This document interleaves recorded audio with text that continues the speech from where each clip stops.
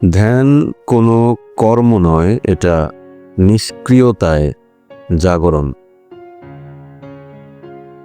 ধ্যান হলো কিছু না করার শিল্প, যেখানে আপনি কেবল অস্তিত্বের সঙ্গে বসে থাকেন, নিঃশব্দে, নিস্পন্দনে। ঠিক যেভাবে ফুল ফোটে, নদী বয়ে চলে, আকাশ নীরব থাকে, ধ্যানও ঠিক তেমনি ঘটতে থাকে। ধ্যান মানে আসলে কি করা নয়। ধ্যান মানে মন নিয়ন্ত্রণ করা না। ধ্যান মানে জোর করে মনকে থামানো নয়। এমনকি ধ্যান মানে চিন্তা বন্ধ করাও নয়।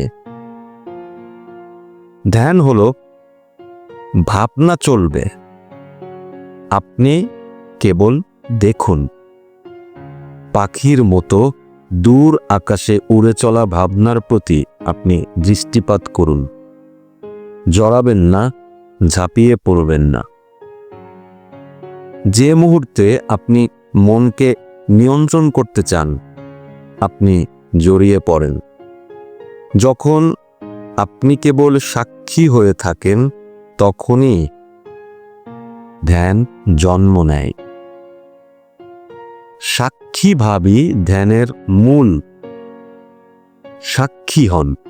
আপনি রাগ দেখেন, কিন্তু রাগ হন না। আপনি ভাবনা দেখেন, কিন্তু ভাবনার সঙ্গে চলেন না।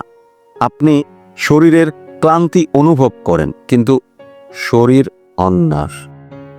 এই বিভাজন যত স্পষ্ট হবে, ততই আপনার চেতনা জাগবে। আর সেই জাগরণই ধ্যান। ধ্যান হলো এক সূক্ষ্ম আগুন, যা আপনার ভিতরের অন্ধকারকে পুড়িয়ে ফেলে। ধ্যানের ফলাফল কি? যখন ধ্যান ঘটে, তখন সময় থেমে যায়। আপনি বর্তমানেই গেঁথে যান, এক্ষুনি, এখন, এই মুহূর্তে। সেই মুহূর্তেই আনন্দ আসে, কারণ আনন্দ সবসময় বর্তমানের সন্তান।